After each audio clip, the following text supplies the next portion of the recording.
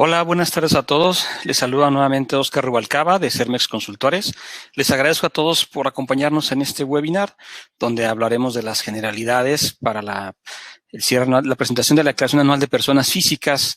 Ante todo, quiero presentarles a la licenciada Elizabeth Alaya Arriola Guerrero, que es quien nos acompañará durante esta sesión. Y bueno, un poco hablando de sus generales. Ella es licenciada en Contabilidad y Psicología con más de 14 años de experiencia. Es docente activa en la Universidad de Desarrollo Nacional, en el Instituto Mexicano de Mejores Prácticas Corporativas, en IDEF, el Instituto de Formación para el Trabajador del Estado de Jalisco. Y bueno, en esta sesión de generalidades de la Declaración Anual de Personas Físicas, vamos a conocer de manera general los lineamientos, requisitos y la formación base a tener en cuenta para poder realizar una Declaración Anual de Personas Físicas, identificando las reglas establecidas en ingresos y las deducciones, pero distinguiendo los formatos base en información para el cálculo de cada tipo de actividades de personas físicas, de las mencionadas en el artículo 4 de la ley del ISR. Elizabeth, ¿cómo estás? Buenas tardes, ¿ya estás con nosotros? Hola, ¿qué tal? Muy buenas tardes, aquí presente. Gracias por acompañarnos, gracias a todos nuevamente. Elizabeth, te dejo con la audiencia, son tuyos. Perfecto, muchísimas gracias. Hola, ¿qué tal? Muy buena tarde a todos, espero se encuentren muy bien. Vamos a hablar el día de hoy de las generalidades de la Declaración Anual de Personas Físicas, siendo este un tema que nos acontece precisamente porque ya estamos en fechas donde ya tenemos que prepararnos para empezar a hacer nuestra propia declaración. Parte de lo que vamos a estar viendo en esta sesión va a ser los siguientes puntos para fines de atender de manera muy generalizada los aspectos que hay que tener en cuenta respecto a la Declaración Anual de Personas Físicas. En primera instancia estaríamos conociendo las disposiciones generales. En este punto hablaremos de los sujetos que están obligados a presentar la declaración de acuerdo a los ingresos que tienen. ¿Cuándo es que se debe de presentar ya la Declaración Anual de Personas Físicas, que ya está en puerta la fecha? Y cómo es que podemos hacer el paso de la presentación del pago del impuesto, es decir, en qué fecha tengo límite para hacer el pago del mismo. También estaríamos hablando el tema de los ingresos. Parte de lo que vamos a ver en este punto es identificar la clasificación de ingresos que se presentan en las personas físicas y también el conocer qué tipos de ingresos puede tener una persona física, que va a ser parte importante porque de ahí vamos a saber cuál va a ser, digamos, esta parte, la base gravable para fines de conocer dónde se va a calcular el impuesto. Esta sería una primera instancia. De ahí conoceremos después las deducciones personales, donde abarcaré un poco más de tiempo en esta sección, porque las deducciones personales, independientemente de si tienes honorarios, sueldos y salarios, entre también si tienes dividendos o enajenación de bienes o adquisiciones a lo mejor de bienes, todo eso lo vamos a estar viendo y es importante también tomar en cuenta que las deducciones personales aplican para todos. Precisamente me voy a enfocar mucho a este detalle para que podamos tomar en cuenta cuáles son las que nos aplican a toda persona física, cuáles son los montos de limitación que tenemos que tomar en cuenta y algunos aspectos que tenemos que considerar respecto a la ley del impuesto sobre la renta que nos menciona sobre este tema.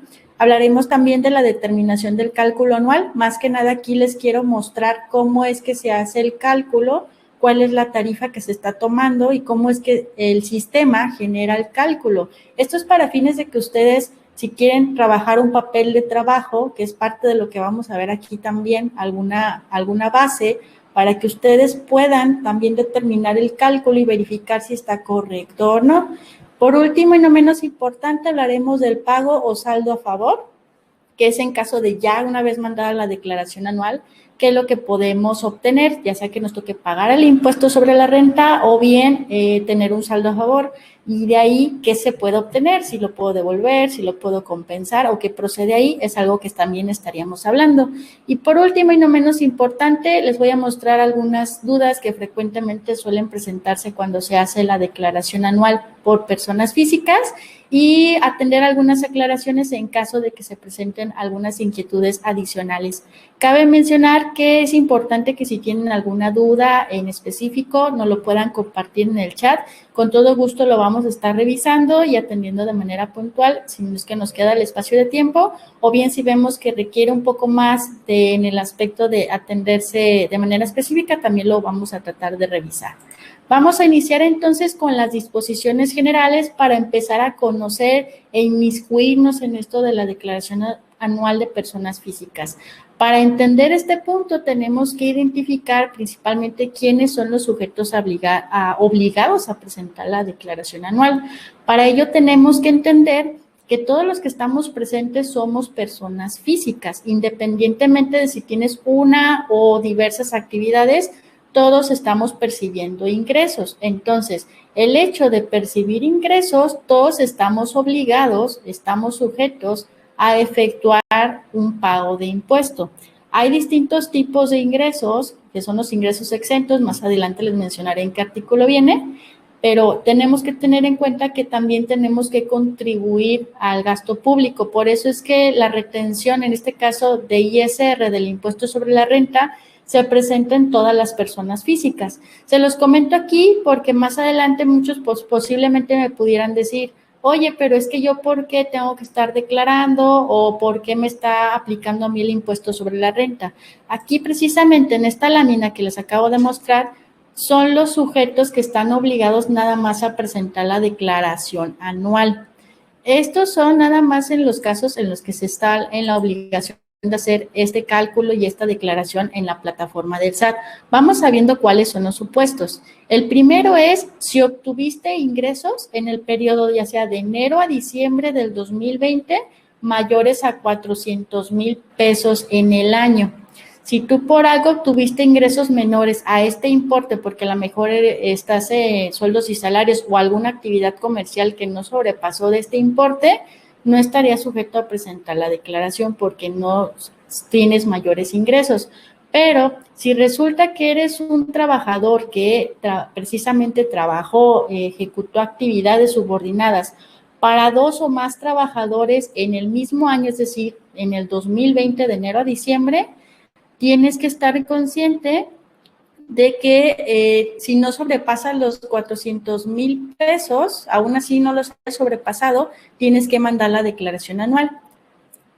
Esto es importante tenerlo en cuenta para fines de que si ustedes por algo estuvieron trabajando en diversos trabajos el año pasado, tiene que considerar que ya se tiene que elaborar su declaración anual. Más adelante les explicaré en sueldos y salarios qué información es la que tienen que colocar y tanto de ingresos y de deducciones para que lo puedan realizar, que es muy común, sobre todo en personas físicas. La parte de solicitar por escrito a tu patrón el que no se presente tu declaración anual, esto es importante. Si ustedes estuvieran en su trabajo todo el año pasado completo y aún así por algo ustedes quieren declarar precisamente su declaración anual porque tienen deducciones autorizadas o porque ustedes deciden hacerlo por su propia cuenta, tuvieron que haberle presentado por escrito al patrón este comunicado de que ustedes van a hacer la declaración anual. También, independientemente si por algo no presentaron ese escrito, pero tienen deducciones por aplicar, pueden ingresar a la página del SAT. Más adelante les voy a mostrar precisamente dónde pueden ingresar para que puedan hacer esa declaración. Si tienen deducciones autorizadas, en este caso deducciones personales, les va a convenir porque posiblemente pueda salir un saldo a favor. Otro punto importante es si dejaron de prestar servicios, es decir, de trabajar en el periodo antes del 31 de diciembre o si tuvieron actividades después del 1 de enero. La idea es precisamente que estén en ese rango del año. Si ustedes dentro de ese rango del año no cubrieron todo el año completo de prestar servicios a un trabajador, a un patrón, perdón, ahí tendrían que presentar impuestos. En este caso, hacer la declaración anual.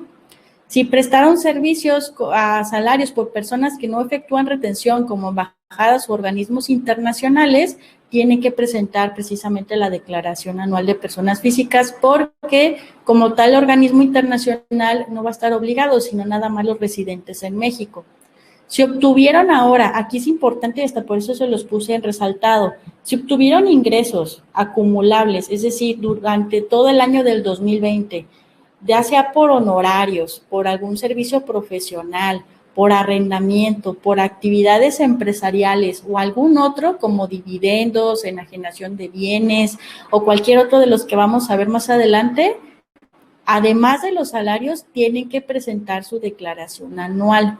¿Y esto por qué? Porque como son diferentes actividades y diferentes ingresos, tenemos que estar declarando de qué corresponde cada uno.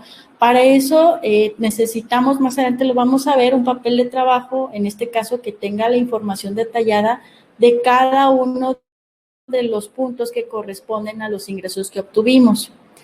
Por último, si percibieron ingresos por concepto de jubilación, de pensión, liquidación o algún tipo de indemnización laboral, este punto nada más va a ser aplicable en caso de que sobrepase el límite que nos dice la ley de impuestos sobre la renta según el artículo 93, que más o menos es como de 2 millones el importe. Si sobrepasa de ese importe, entonces sí lo tenemos que declarar.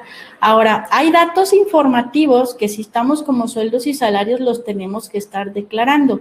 Si recibimos algún préstamo, si recibimos, por ejemplo, alguna herencia o legado o algún premio, son datos informativos que como tal lo único que hacemos es darle la información al SAT de que esté enterado de que recibimos un ingreso. Y para ello también hay un tope que es más o menos de 600,000 pesos. Entonces, tenemos que tener en cuenta también ese tipo de información. Parte de lo que nos va a ayudar a entender la declaración anual, más que estar viendo ahorita los puntos que estamos aconteciendo, es también apoyarnos en lo que dice la propia ley del impuesto sobre la renta. ¿Quiénes no están obligados a presentar declaración anual de acuerdo a los siguientes supuestos?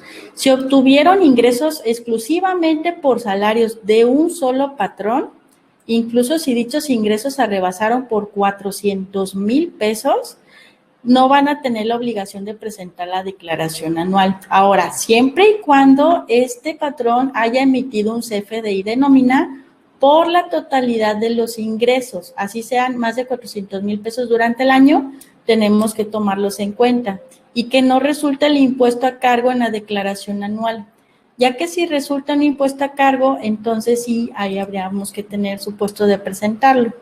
Si obtuvimos ingresos por salarios y también por intereses nominales que hayan excedido 20,000 pesos durante el año de instituciones, en este caso que pertenecen al sistema financiero bancario, también tenemos el supuesto de no presentar la declaración anual.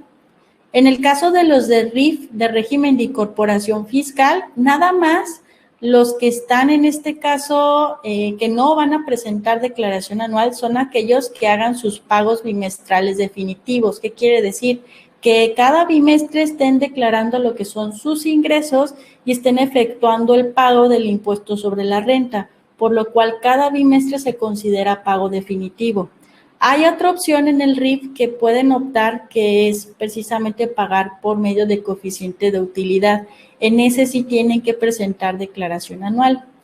Y por último, en el esquema de plataformas digitales, que es precisamente lo que venden en Amazon, en Didi, en canastas digitales, todos ellos, hay una opción que cuando pagan precisamente modalidad definitiva a manera mensual, parecido al RIF, es decir, aquí mes con mes tienen que estar efectuando el pago de sus declaraciones, se consideraría que ya está efectiva el pago del ISR, por lo cual no hay necesidad de hacer una declaración anual.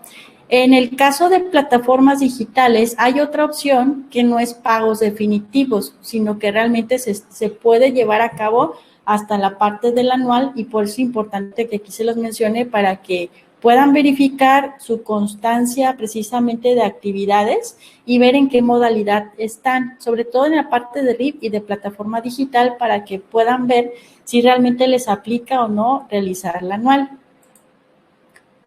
Parte de conocer la declaración anual es identificar cuándo tenemos la fecha para realizar la presentación de la misma y cuándo tengo la fecha para hacer el pago. Y aquí les comparto una buena noticia. Normalmente en la ley nos marca que tenemos como fecha al final del mes de abril, es decir, el 30 de abril. En este caso tendría que ser el 30 de abril del 2021. Pero debido a situaciones que suelen pasar en el SAT, se suele alargar o dar una prórroga al plazo. En este caso se anunció por parte del SAT que se extiende el plazo hasta el 31 de mayo del 2021. ¿Qué quiere decir? Que nosotros tenemos todavía oportunidad de lo que es este mes y el siguiente para poder efectuar la presentación de la declaración anual y el pago del impuesto. Algo a aclarar aquí también del pago del impuesto es que ustedes al momento de efectuar su declaración, independientemente de la fecha, puede ser que el último plazo máximo para poder establecer el pago sin que les genere interés sería el 31 de mayo del 2021. Si yo por algo hago la declaración el 31 de mayo del 2021, ¿qué va a pasar? La fecha de pago posiblemente vaya a venir con unos días excedentes o que nada más sea la fecha corte del 31 de mayo. Parte de lo que tenemos que cuidar aquí entonces es las fechas de pago. Cuando entremos a ver cómo es que se efectúa la línea de captura y de pago y cuántos plazos nos da precisamente el SAT, vamos a comprender ahí también que en caso de no pagar en tiempo y forma me puede incluir intereses. Le agradezco mucho a los que están comentando aquí precisamente sus preguntas, los vamos a estar checando precisamente para fines de estar aterrizando cualquier inquietud que se pueda presentar al final de la sesión, ya para ver si durante la charla se pueden solventar sus inquietudes. El segundo punto que vamos a ver también en este día son las recomendaciones previas antes de hacer tu declaración anual de personas físicas. Principalmente los elementos que tenemos que tener en cuenta en nuestro papel de trabajo sería en un aspecto sencillo y también la parte de la información básica.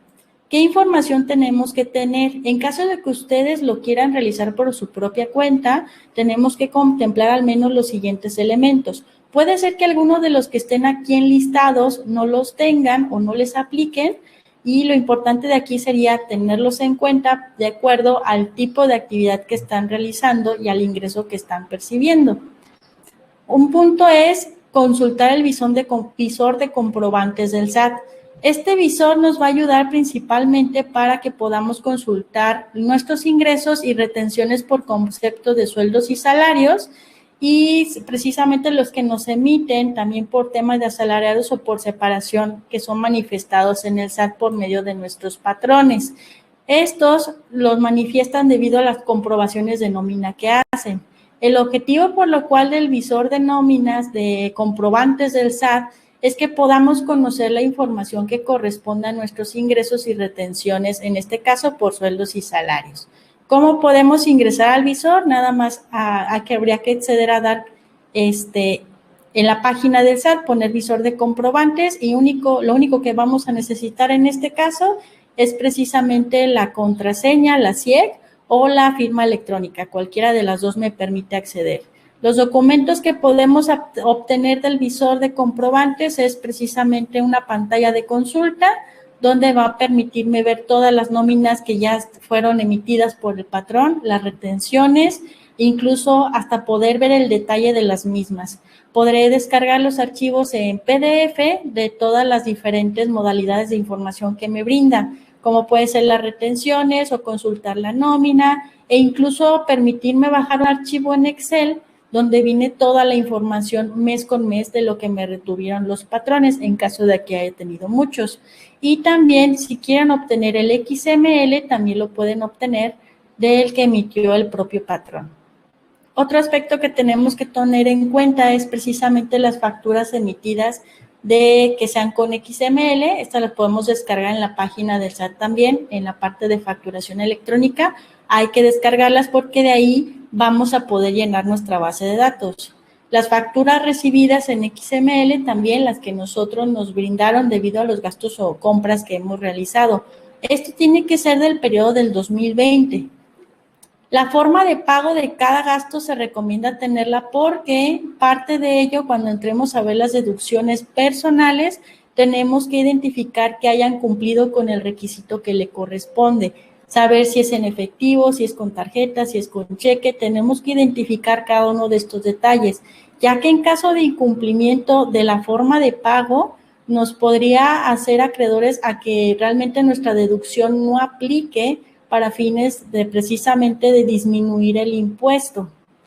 Ahora, en forma de tipo de uso de CFDI, tenemos entendido que en la facturación electrónica precisamente podemos poner qué tipo de uso de CFDI va a tener cada comprobante, ya sea si es por colegiatura, si es por gastos médicos, si es por funeraria, si se trata de gastos precisamente de honorarios médicos. Existen diferentes tipos. Más adelante los vamos a ver para que precisamente ustedes puedan identificar esos tipos de uso de CFDI, ya que de no tenerlos ya conforme a lo que se establece precisamente en la ley de ISR, puede pasar que al momento de solicitar una devolución, en caso de que haya salido un impuesto a favor, lo que puede ocurrir es que nos pueden detener el proceso o nos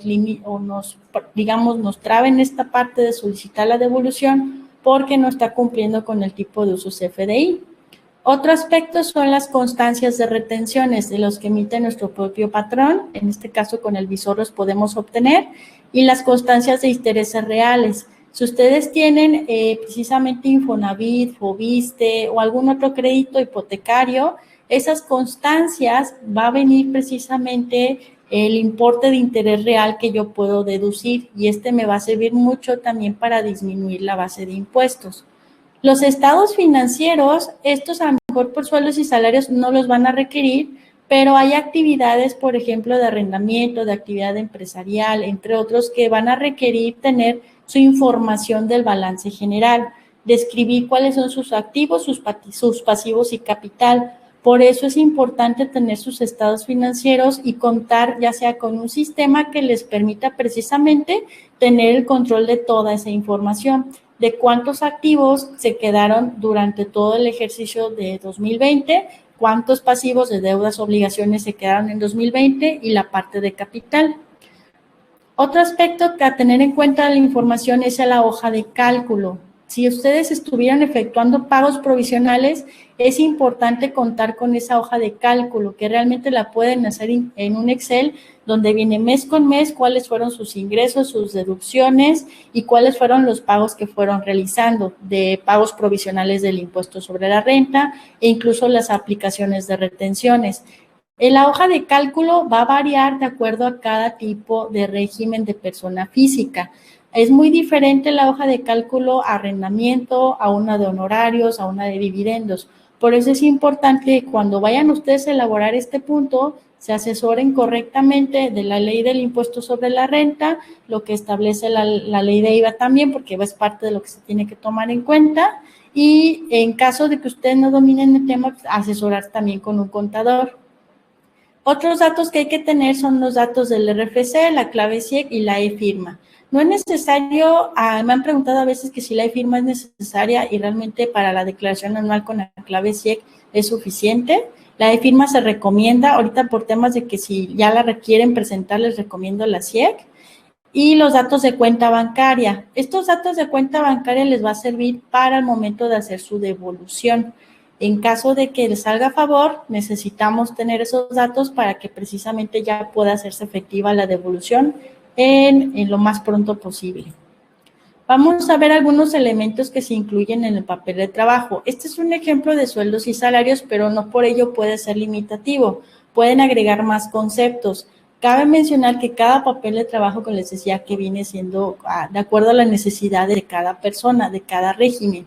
Aquí algunos de los datos que estoy colocando son de acuerdo a lo que nos pide la propia declaración anual. Por si ustedes quieren elaborar un papel de trabajo, pueden tomar de base qué requisito les pide el anual para que solo hagan el vaciado de la información. Aquí, por ejemplo, tenemos este esquema que viene aquí de ingresos, nos muestra cuáles son los ingresos anuales, exentos, los acumulables, el subsidio al empleo y el impuesto retenido. Para obtener todos estos datos vamos a necesitar tener del RFC del retenedor, del nombre de denominación social, el ingreso anual, el ingreso exento, el subsidio, va a venir desglosado por cada tipo de retenedor y por cada tipo de ingreso. Por eso es importante tener esa base de datos porque así yo puedo saber si estos datos ya vienen registrados en el SAT y conforme a los montos que corresponden. De lo contrario, si solo ingreso y accedo y le doy enviar a la declaración y no compruebo la información, posiblemente vaya a haber datos que no han sido cargados. Otro tipo de información, ese sería un papel de trabajo para ingresos. Si nos vamos a la de deducciones personales, podremos ver aquí que tenemos por tipo de deducción, en este caso deducciones personales. Hago la aclaración aquí y el énfasis de que son personales porque estas nos aplican a todos. Ahora, hay deducciones autorizadas. Las deducciones autorizadas todavía son más, pero esas aplican nada más para regímenes de actividad empresarial, en caso de arrendamiento, entre otros que realmente podríamos estar aplicando por compras o adquisiciones que son propias de la actividad de lo que estamos ejerciendo. Aquí para conocer las que nos aplican en todos, precisamente tendríamos que conocer cuáles son los que nos aplican. Voy a darle aquí zoom para poderlo ver. Tenemos honorarios médicos, gastos médicos, funerales, donativos. Tendríamos que tener un listado así, poner el RFC del emisor. Si tuve diferentes tipos de deducciones del mismo tipo, tendría que agregar aquí la misma sección, el nombre, denominación o razón social, cuándo se emitió ese comprobante y una breve descripción del mismo. Por ejemplo, si se trata de adquisición de medicamentos, pero que lo compré en una farmacia y no en un hospital, tendría que plasmarlo aquí para fines de saber si realmente es deducible o no. Otro aspecto es la forma de pago, que es importante definirla, si fue con transferencia, si fue con cheque, si fue en efectivo, son cosas que tenemos que tener en cuenta y para ello también tener el desglose de cuáles son los importes que me aplican, en este caso el importe total, el monto que va a ser deducible o no deducible, que estos son los que vamos a ver más adelante para entender precisamente que no todo lo que yo tenga en deducciones personales va a ser aplicado a ser deducible, porque hay un tope que es del 15% de los ingresos anuales o de 5 UMAS elevadas al año, que más adelante vamos a ver ese cálculo para que se pueda entender mejor. Después aquí hay datos adicionales que nos van a pedir en estas dos secciones, como en el caso de los intereses reales. En caso de tener intereses reales o que haya obtenido precisamente una deducción por este tema, tengo que describir si fue derivado de un crédito de fideicomiso. Si le coloco que no, en este caso de seleccionar a qué corresponde, si es adquisición, si es a construcción o mejoras, o si es pago de un pasivo, que puede ser precisamente por adquisición o construcción. Y en el caso de colegiaturas, tendría que tener el RFC del beneficiario como tal del hijo, de los ascendientes o descendientes, que puedo yo precisamente aplicar este beneficio, el nivel educativo que le aplica y saber precisamente quién es el beneficiario. Todo este detalle es como una base previa nada más para tener la base de datos de lo que van a requerir en el anual.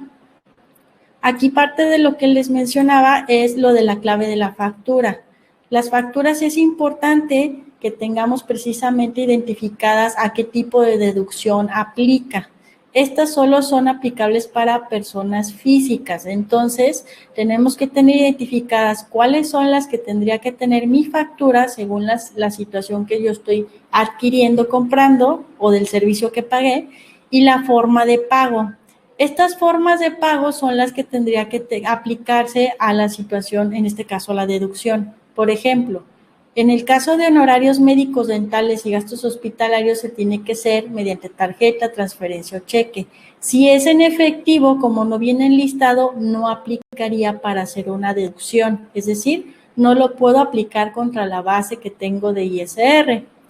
Así estaríamos viendo por cada uno, más adelante los vamos a estar viendo más detallado para entender cuáles son los parámetros de cada deducción y sobre todo las limitaciones que tiene. En el caso de colegiaturas, tenemos que de acuerdo al nivel de grado escolar son los importes que puedo aplicar como tope máximo a deducir. Si, por ejemplo, yo en preescolar gasté a lo mejor de mi hijo 15,000 pesos, yo nada más puedo aplicar 14,200. Ahora, estos importes junto con lo que viene de cada deducción personal van a venir limitados de acuerdo a lo que yo tenga de ingresos, el 15% de esos ingresos anuales o de 5 o más elevados al año, que más adelante les voy a mostrar cómo se puede hacer ese cálculo para que ustedes puedan ver cuál es el tope que tendría cada uno de ustedes de manera específica respecto a las deducciones personales. Adicional, se tiene que tener también en su papel de trabajo cómo sería el cálculo, para fines de saber si realmente están obteniendo un saldo a favor o un saldo a cargo. Y esto les va a ayudar para comprobar que el cálculo sea correcto. Vamos a entrar entonces ahora el tema con los ingresos. En el tema de los ingresos vamos a ver los que hay por diferentes tipos de actividad y los requisitos que deben de cumplirse en este tema para conocer qué es ingreso grabado y exento y cómo es que se clasifican los ingresos en las personas físicas. Y por último, cómo se muestra el llenado en la plataforma del SAT respecto a los ingresos. Vamos a ver dos casos, sueldos y salarios y actividades empresariales. Para empezar, tenemos que identificar nuestros propios ingresos, en este caso, por tipo de actividad y operaciones. En la página del SAT a ustedes les va a aparecer así, principalmente todos los ingresos o las actividades de los regímenes que aplican. Tenemos por sueldos y asimilados a salarios, por arrendamiento, por enajenación de bienes. En este caso puede ser el hecho de haber vendido algún equipo o algún carro, aquí tendría que entrar. La adquisición de bienes, los intereses, si tenemos cuentas que nos están generando interés, esta se va a activar. En caso de premios, si recibimos algún premio, lo tenemos que colocar aquí. Dividendos, porque estamos participando con alguna persona moral, alguna empresa. Y demás ingresos que son aquellos que no aplican aquí precisamente. Y el apartado de solo datos informativos. Este solo lo vamos a activar cuando tengamos a mejor sueldos y salarios y tengamos que declarar algo más. Por ejemplo, una herencia, la parte de que nos hicieron, un familiar nos hizo un préstamo, ese tipo de situaciones son las que pudiera declarar aquí. También tenemos las actividades empresariales y profesionales, como son de servicios profesionales honorarios. Aquí entrarían los contadores, los doctores, todos aquellos que precisamente requieren de un título para ejercer su profesión. Las plataformas tecnológicas, aquí viene en esta sección donde van a poder declarar aquellas que optaron precisamente para hacer sus pagos no mensuales, sino esperárselos hasta la declaración anual, y las actividades agrícolas, ganaderas, silvícolas y pesqueras. Otro punto también a tener en cuenta son las REFIPRES. Las REFIPRES hacen referencia precisamente a que son un régimen fiscal preferente y se considera así a los impuestos sobre la renta de extranjeros no gravados, que son inferiores al 75% del impuesto que se pagaría en México. Estos precisamente son aquellos que se consideran como paraísos fiscales. ¿Quiénes deben declarar en esta sección de ISR REFIPRE? Son quienes tienen ingresos relacionados con actividades, precisamente de actividades relacionadas, o que quienes generen ingresos en países considerados paraísos fiscales. Todos ellos son los que tendrían que entrar. Si quieren conocer más de los REFIPRES, hay que ver los artículos 176 al 178 del impuesto sobre la renta. Y por último, la enajenación de acciones de bolsa de valores. Estos son los ingresos por los cuales una persona física tendría que estar registrándolo en lo que es su declaración anual. Habrá que ver cuáles son los que les apliquen a cada uno de ustedes. Para entender precisamente qué tipo de operaciones o actividades les aplica, es importante que puedan conocer ustedes e identificar de lo que es enero a diciembre del 2020, qué tipos de ingresos obtuvieron durante el año. Por ejemplo, si a mí me pagaron nómina, si yo vendí un carro y aparte recibí un préstamo de un familiar mes con mes, todo eso involucraría entonces, si es nómina, sueldos y salarios. Si vendí un carro, enajenación de bienes. Si yo recibí un préstamo, entonces de los demás ingresos o datos informativos. O también, si por ejemplo recibimos apoyo del gobierno ahorita en estas temporadas donde se estuvo dando algún beneficio, en este caso un apoyo por el hecho de lo de la situación de contingencia, entonces tendría que declarar los demás ingresos, porque como tal no es sueldo, no es arrendamiento, ni enajenación, ni adquisición. Esos son los que tenía que tomar en cuenta. Ahora, para entender la clasificación de los ingresos en las personas físicas, tenemos que es muy común en este caso entender que las personas físicas, de acuerdo precisamente a todos los tipos de ingresos que tienen, pueden ser sujetas a diferentes actividades o fuente de donde provengan, por lo cual es importante conocer cada una de sus clasificaciones como viene en esta tabla. Hay ingresos que son de objeto, que son grabados y exentos, y estos a su vez hay grabados que pueden ser acumulables o no acumulables. Por ello vamos a entender qué corresponde cada uno para entender un poco más a qué se refiere esto al momento de hacer la declaración anual. Los ingresos de objeto están contenidos principalmente en el artículo 90, primer párrafo de la ley del impuesto sobre la renta, el cual menciona que las personas físicas residentes en México van a estar obligadas al pago del impuesto sobre la renta cuando reciban ingresos en efectivo, en bienes, si es de vengado, de crédito, de servicios o cualquier otro tipo. Es decir, casi todos los ingresos son los que estarían aplicando por el hecho de cómo los estamos obteniendo. ¿Cuáles son aquellos ingresos que no son objeto? Son aquellos precisamente que la ley no considera para efecto de determinación y cálculo de ISR. Un ejemplo de estos son los servicios de comedor, de comida, o bienes entregados al trabajador para el desempeño de sus actividades, siempre que en la misma naturaleza de esa actividad lo requiera. Ejemplo, son las herramientas de trabajo o precisamente los que están en el capítulo de sueldos y salarios. Si nos seguimos a los ingresos grabados exentos, tenemos aquí que la parte de los ingresos como objeto de ley podemos tener dos. Los primeros, que son los grabados, se consideran como parte del cálculo de impuesto. Aquellos ingresos que graban son los que se les va a aplicar la tarifa de ISR. Y los ingresos exentos son aquellos a los que se les exime el pago de impuestos, es decir, a ellos no se les va a aplicar como tal el impuesto o en este caso el porcentaje o la tarifa de ISR. Un ejemplo de esto podríamos ver o citar los salarios, el arrendamiento, los honorarios, los dividendos, entre otros que realmente vienen explicados en el artículo 93 de la Ley del Impuesto sobre la Renta.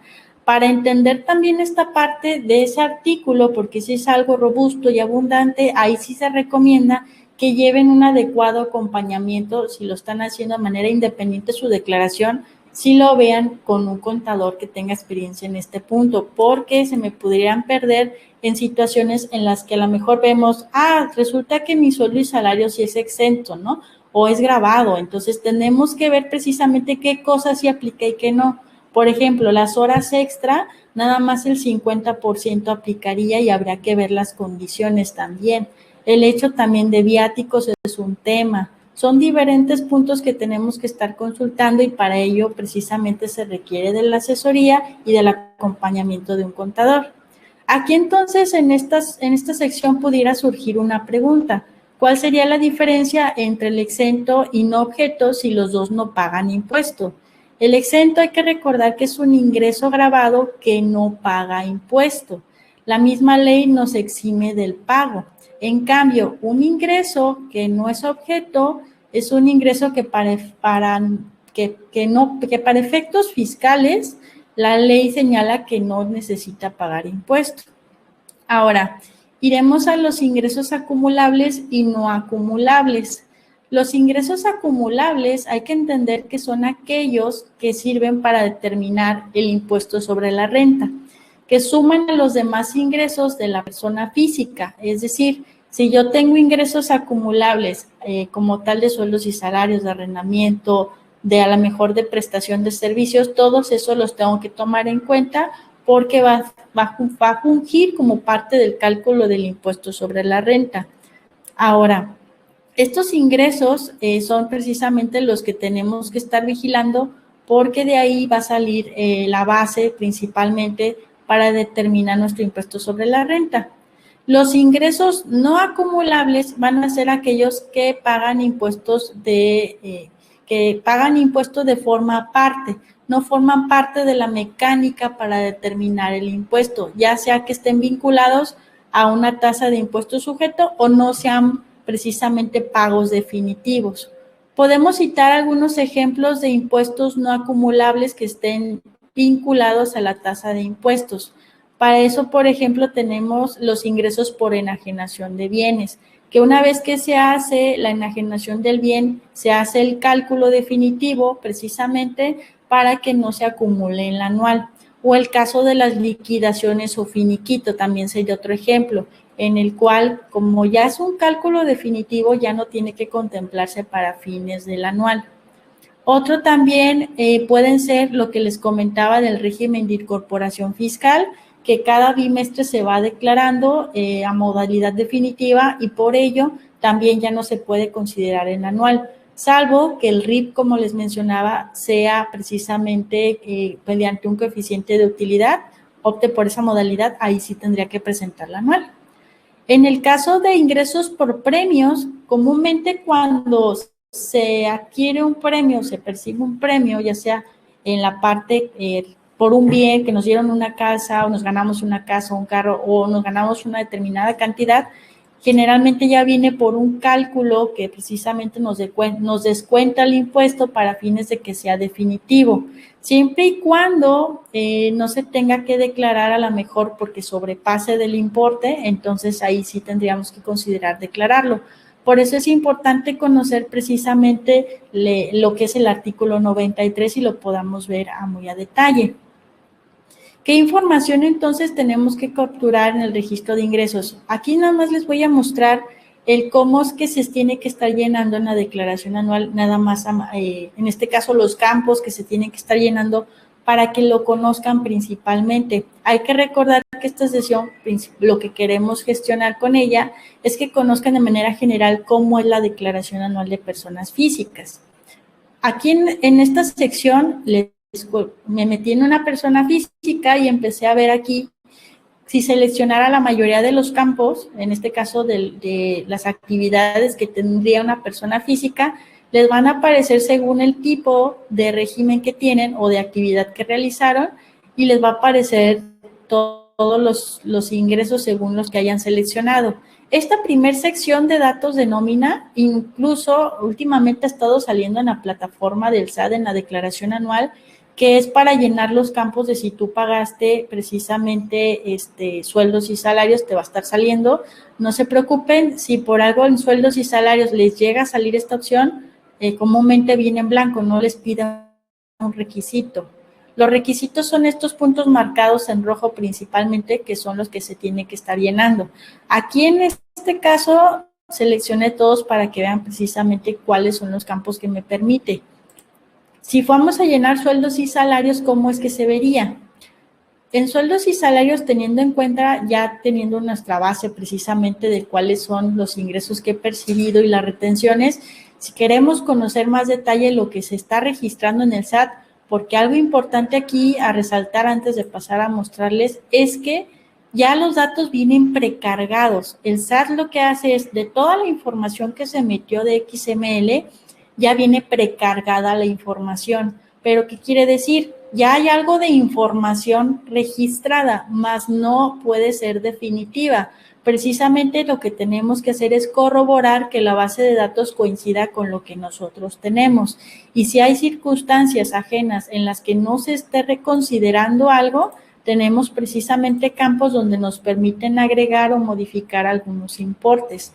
También hay que tener en cuenta que en caso de las deducciones personales, más adelante lo veremos, hay campos en los que posiblemente no se esté registrando adecuadamente la deducción, ya sea que porque a lo mejor nosotros efectuamos un gasto de una manera de que lo pagamos con tarjeta y resulta que nos lo facturaron o nos lo timbraron en efectivo y ya por eso el SAT ya lo votó como que no es deducción.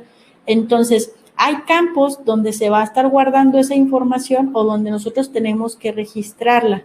Para ello, precisamente, necesitamos conocer cómo funciona la plataforma y poder trabajarla a forma que nos sea de benéfico hacia nosotros y no solo a que la información que viene tal cual la mandemos así.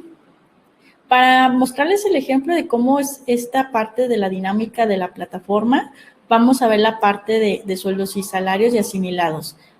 Cuando uno ingresa en lo que son los ingresos, le va a aparecer este apartado, el ingreso anual, ingresos exentos, acumulables, el subsidio y el impuesto retenido.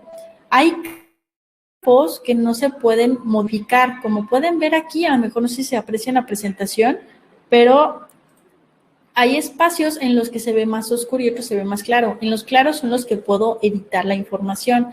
Aquí el ingreso anual, si yo en este caso modificar para ver qué es lo que se está registrando, tendríamos que irnos precisamente a la parte de detalle. Aquí nada más para mencionarles las secciones de ayuda de cuáles son los ingresos exentos o acumulables, la propia plataforma nos va mostrando precisamente los importes. Ok, si tú tienes en tu hoja de trabajo sueldos y salarios, aquí te va mostrando precisamente los parámetros de cuáles son los topes o los exentos que se tienen en ese tipo de ingresos.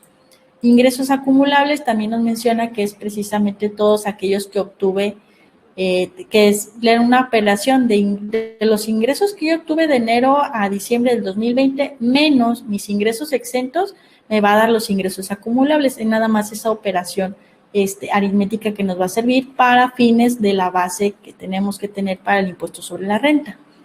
Una vez que le damos clic en detalle, nos va a aparecer precisamente este cuadro de aquí, donde nosotros podemos agregar por retenedor, por nombre de denominación social, la parte de los ingresos y exentos de aquellas retenciones o aquellos sueldos o nóminas que a lo mejor no vienen considerados aquí. Entonces, parte de ello recomiendo ver precisamente el visor de comprobantes del SAT para verificar esta información. Si nosotros quisiéramos ver, como por ejemplo en este caso, quisiera ver qué fue lo que tomó esta empresa para deducir estas partes o cómo fue que se presentó, yo nada más le tendría que dar aquí en observar y me va a aparecer el retenedor, el nombre y qué fue lo que tomó en cuenta para registrar en esa base de datos. Cabe mencionar que si quiero ver más cosas, en el caso de que ustedes tengan alguna indemnización, jubilación en parcialidades o jubilación de único pago, también lo pueden checar en este apartado, igual los asimilados a salarios. Esto es de acuerdo a lo que se registró precisamente en la base de datos, en esta base de datos. Si yo veo que esta información está mal, tendría que eliminar esta sección y agregar nuevamente la información. O si veo que todo está en orden, pero quiero agregar a alguien más, nada más con el botón de agregar, ya puedo precisamente registrar aquí el RFC del retenedor, el nombre de denominación social y el ingreso anual que precisamente tuve de ese retenedor. Los pagos provisionales en este caso no aplicaría porque sueldos y salarios, y una vez registrada la información le darían guardar y quedaría precisamente en nuestra base de datos. Pueden agregar todos los retenedores que les corresponderían, en este caso si tuvieron varios patrones, ahí los pueden agregar para fines de tener el control de toda la información.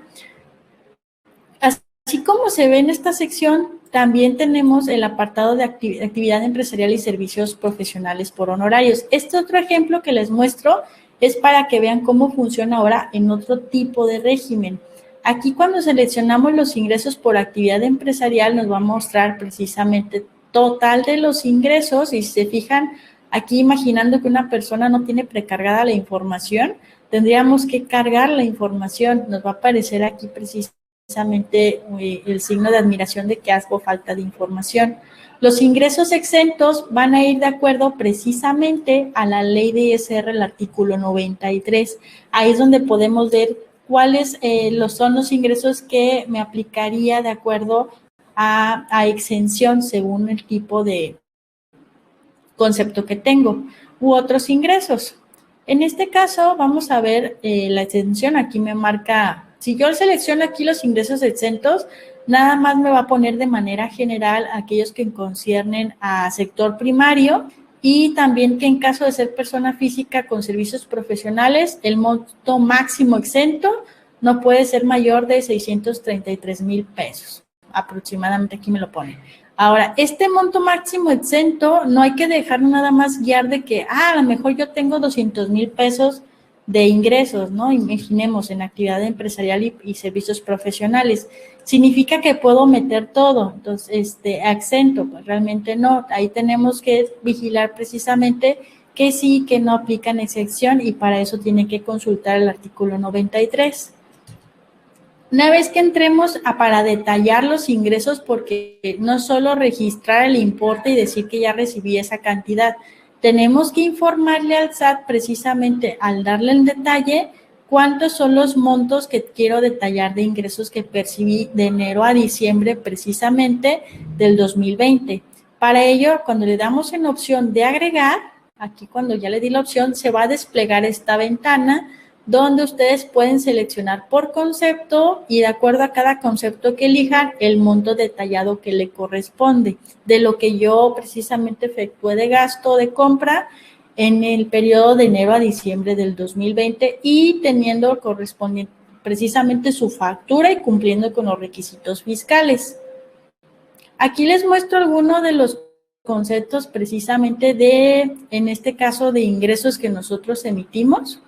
Aquí tenemos ingresos totales propios de la actividad nacional. Si todos fueron actividad nacional, entonces todo este importe tendría que ponerlo en monto detallado. En caso de que haya recibido ingresos totales propios de actividad extranjera, tengo que, del monto que tengo, cuánto fue precisamente de actividad extranjera, si fue ganancia de enajenación de acciones o reembolsos de capital, si fue ganancia en enajenación de terrenos de activo fijo. Aquí solo si vendí, por ejemplo, activos fijos y tuve ganancia, tengo que reflejarlo. Entonces, de los ingresos que tuve, precisamente tengo que ver cuánto fue de esa ganancia por haber vendido un terreno o por haber vendido un activo fijo. Hay que recordar que los activos fijos son todos aquellos como escritorios, la parte del laptop, lámparas, que lo que hayan vendido precisamente que sea movible. Los anticipos a cliente, los intereses cobrados sin ajuste alguno, ganancia cambiaria, servicios de transporte terrestre de pasajeros y entrega de bienes, en este caso serían los fletes, los gastos de hospedaje, gastos de enajenación de bienes, servicios profesionales. Todos estos son los ingresos que a lo mejor yo pude obtener, entonces tengo que registrar aquí y por cuánto fue el monto de lo que percibí de aquí. Aquí es un ejemplo del llenado de cada uno de los ingresos. Aquí los quise desglosar para que vean que se puede agregar diferentes tipos de ingresos en este tipo de régimen de las actividades de servicios profesionales. Se pueden agregar distintos.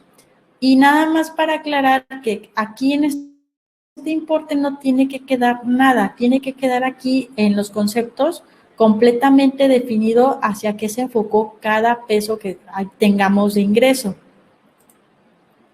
Aquí nada más este apartado es para hacer hincapié de que los ingresos que ya hayamos registrado aquí no los podemos volver a repetir, es decir, aquí por ejemplo que si alguien quiere colocar ingresos totales propios de la actividad, si se fijan, aquí si es actividad nacional, aquí ya la tengo registrada como tal, 5,000 pesos. Si yo quiero volverle a agregar otros 5,000 pesos a esa actividad, la forma de hacerlo no es así, poniéndolo nuevamente, porque me va a botar un error de que ya existe el concepto. Lo que hay que hacer es precisamente colocar el botón de editar, modificar el importe para que ya quede plasmado el ingreso. Parte de estos ingresos que estamos viendo son los que tienen que ver precisamente en el artículo 93. Ahí vienen precisamente los importes que son exentos y los importes que son grabados, porque de ahí tendrían que detallar precisamente lo que son los importes exentos también. Vamos entonces ahora a pasar a las deducciones personales, porque sí es algo abundante en este punto. Y vamos a hablar de las deducciones que son aplicables para todos en lo que concierne a deducciones personales, qué requisitos deben cumplirse, precisamente lo que vamos a ver, qué información debe de capturarse en el registro de las deducciones, así como les estaba mostrando los ingresos, y ya por último, precisamente, qué nos pide de llenado la declaración anual de la página del SAT. Para entender las deducciones personales, hay que retomar el artículo 151, donde me dice que las personas físicas residentes en el país, cuando obtengan ingresos por tema de precisamente personas físicas, cuando calculen su impuesto, pueden tomar las deducciones personales para fines de disminuir esa base gravable. Es decir, si yo tuve ingresos, lo que estábamos viendo anteriormente, por un decir 100,000 pesos, y a esos 100,000 quiero precisamente disminuir esa parte para la base gravable, las deducciones personales nos van a ayudar. Por ello es importante que conozcamos también que estas tienen un límite, no por el hecho de tener muchas deducciones personales que incluso lleguen a, esperemos que no pase el caso, pero si llegan a rebasar del ingreso que tenemos, ahí primero nos estaría hablando de que hay una discrepancia fiscal, hay que tenerlo en cuenta eso, y otra es, no por tener muchas deducciones que sean casi equiparables al ingreso significa que las voy a aplicar al 100%, porque la propia ley me pone un tope, un límite de deducciones personales, que es precisamente no exceder del 15% de los ingresos anuales. Es decir, si yo tengo un ingreso anual, es decir, todos mis ingresos, incluyendo los exentos, si yo sumo todo ese importe de lo que tuve del ingreso anual y lo multiplico por el 15%, ese va a ser el tope límite que tengo como primera instancia para aplicar las deducciones. Y también en caso de que exceda a lo mejor del monto de 158,469 pesos, ese cálculo que les mencionaba, ese sería el tope, que son las 5 UMAS. Más adelante se los voy a mostrar para que quede un poco más claro, porque la parte que suele haber a veces un poco más de confusión, de saber cuál es el tope que tengo para aplicar las deducciones personales. Para iniciar a conocer cada una de este tipo de deducciones, vamos a ir viendo de una por una para que podamos ir solventando las inquietudes que se puedan presentar en referencia a este tema. Las deducciones, para entender, aquí vamos a hablar de los honorarios médicos, dentales y gastos hospitalarios en conjunto con los gastos médicos por incapacidad y discapacidad. Entonces, tenemos aquí que son deducibles precisamente lo que son los honorarios médicos, los dentales, los honorarios de enfermera, de nutriólogos y de psicólogos y hospitalarios, siempre y cuando ellos, los que estén emitiendo esta constancia, realmente estén certificados precisamente, o más bien tengan un título profesional y que estén emitiendo la factura conforme a la clave de uso de CFDI que les mencionaba en un principio, que venga por honorarios médicos, dentales o gastos hospitalarios, es decir, la nomenclatura D01. Esto es en caso de esta deducción. En caso de que se presenten estudios clínicos o prótesis o compra de cualquier otro aparato para el restablecimiento o rehabilitación de la persona, que sería en este caso gastos médicos por incapacidad o discapacidad, tiene que tener en cuenta también esta parte, de que vengan con clave de uso de 02, gastos médicos por incapacidad o discapacidad.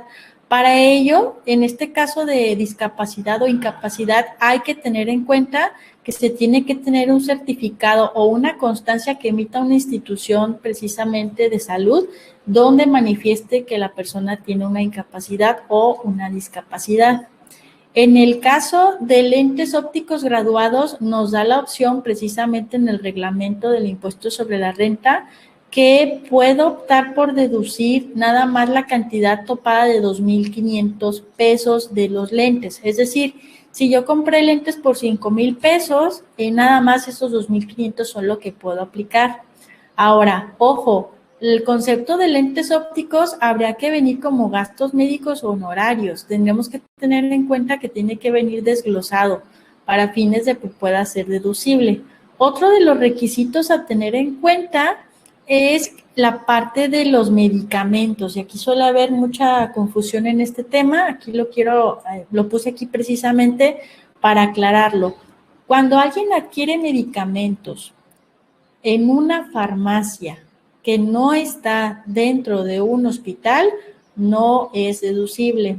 Así lo hayamos pagado con tarjeta, lo hayamos tenido timbrado como debe de ser, no es deducible porque es requisito y es algo que nos pide precisamente este artículo, el 151, fracción 1 de la Ley del Impuesto sobre la Renta, nos establece precisamente que para fines de medicamentos, incluso hasta en el reglamento del impuesto sobre la renta lo menciona también, es que tenemos que comprar los medicamentos dentro de una institución hospitalaria. Es decir, Si yo estoy yendo a consulta y ahí mismo en ese hospital me venden los medicamentos, esos sí van a ser deducibles.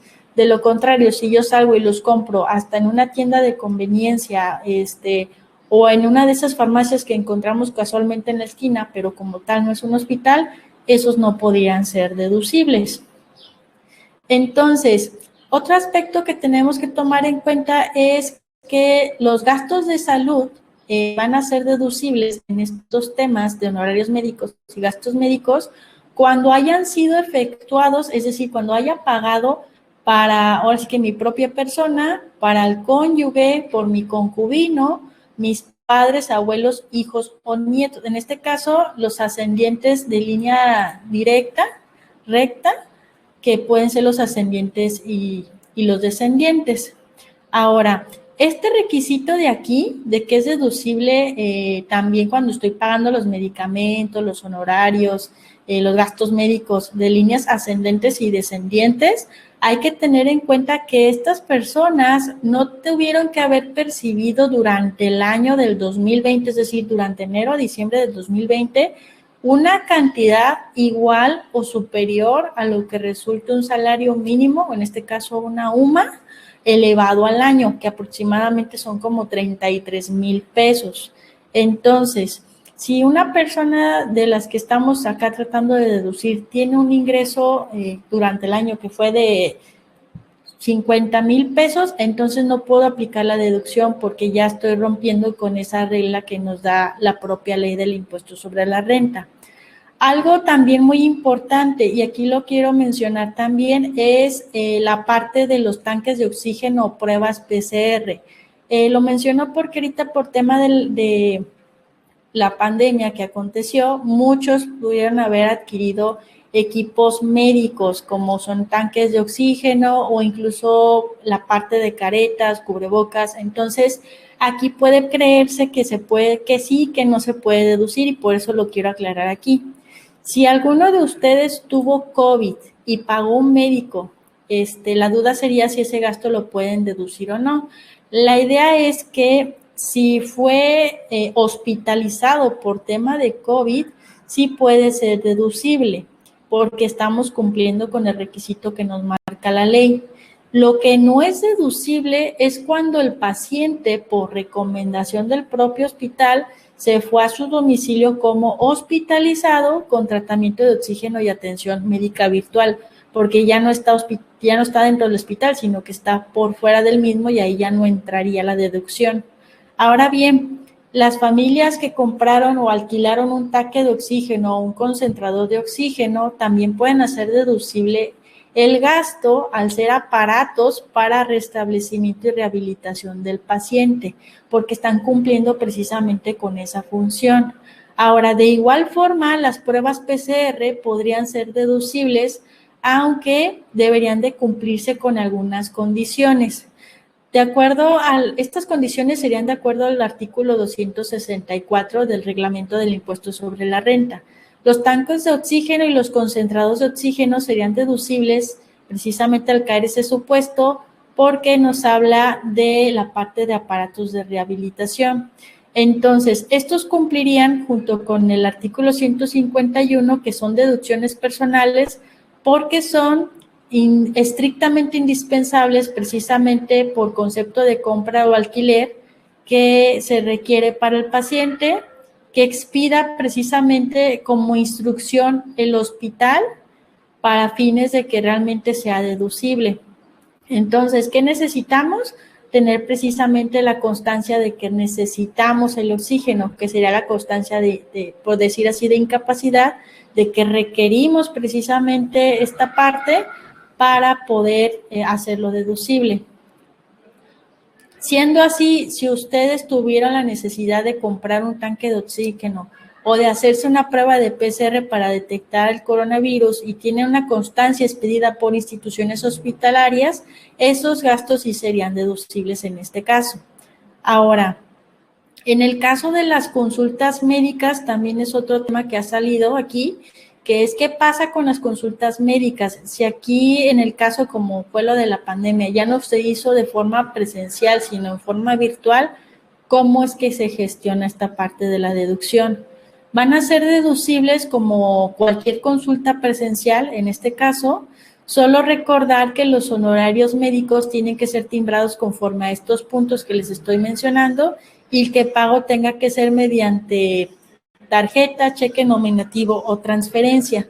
Esto para fines precisamente de cumplir con los requisitos de deducción que nos pone la propia ley del impuesto sobre la renta. Ahora, ya para finalizar este punto, en el caso de aquellos que adquirieron compra de equipo de protección personal, como son cubrebocas, caretas, lentes de protección o visores, para deducciones personales no es aplicable precisamente como una deducción. ¿Por qué? Porque si bien ya sabemos que es un gasto que hemos hecho mucho el año pasado, no es algo que vaya a aplicar precisamente para deducción. Lo único es que si a ustedes les dieron una constancia de que requieren precisamente por incapacidad el tener esos elementos, pudiera ser deducible. Es decir, por una instrucción como tal, un documento emitido de la institución médica de que ustedes necesiten eso. De lo contrario, no sería deducible. Una vez aclarados estos puntos, pasemos a ver precisamente dónde podemos ver estos puntos. Ahora, cuando entremos a la plataforma y vayamos a deducciones y nos metamos a ver precisamente los tipos de deducciones, así como venía en el esquema, los cuadritos de qué corresponde cada uno, al darle honorarios médicos y querer agregarlo, ustedes podrían poner tipo de deducción, honorarios médicos, dentales y gastos. RFC del emisor tiene que colocar el del hospital, el nombre del hospital como tal o de la institución, cuándo fue emitida esa factura, el importe total y seleccionar la forma de pago. Una vez hecho esto, se da a guardar y se va a registrar precisamente esa deducción personal. En el caso de gastos médicos por incapacidad o discapacidad, les va a aparecer también lo que es el RFC, el nombre, el importe total que tienen que registrar, la fecha de emisión y aquí también seleccionar la forma de pago. Aquí la propia página del SAT nos va a arrojar un cuadro donde nos dice que el tipo de deducción para este caso de gastos médicos por incapacidad requiere que cuente con un certificado o constancia de incapacidad o discapacidad. Aquí nos hace el recordatorio para fines de que no vayamos a meter una deducción que no tengamos este requisito. Vamos ahora entonces a lo que son los gastos funerales, que es otra deducción personal que tenemos.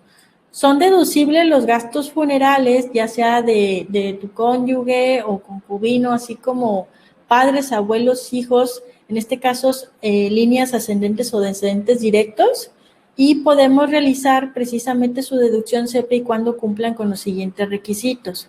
Primero, que no excedan al valor precisamente de lo que se establece la UMA, que sería de 30, a un valor que nos exceda de la UMA, que precisamente es de 31,693 pesos. Esto es un importe que tenemos que tomar en cuenta, que es un tope que nos ponen para los gastos funerales, el 31,693 pesos. Ahora, para fines de deducir los gastos funerales tuvieron que haber sido aplicados en el ejercicio, es decir, ya estos gastos funerales tuvieron que haber sido efectuados, es decir, si yo estoy comprando un paquete como plan de previsión, de seguro de vida, gastos funerales, estos no son aplicables para deducción, sino hasta que realmente hayan sido efectivos en el año.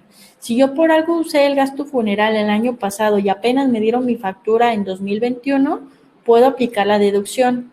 Cuando vayamos a ver cómo se llena en la parte de fecha o fecha de emisión, hay que colocar la fecha en cuando se utilizó para fines de hacerlo deducible.